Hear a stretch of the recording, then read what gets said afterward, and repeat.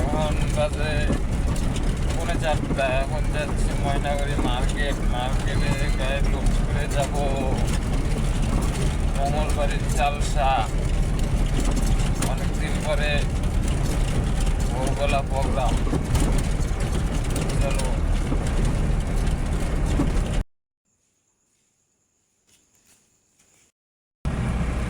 তো এখন petrol pump থেকে গাড়ি ছেড়ে দিলাম, এখন যাচ্ছি ধনতলা।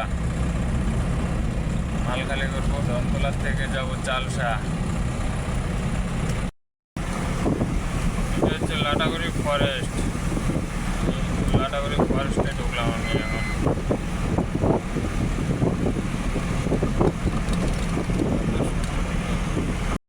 তো ফাইনালি গাড়ি খালি হয়ে গেছে। এখন চলো বাড়ির দিকে এখন।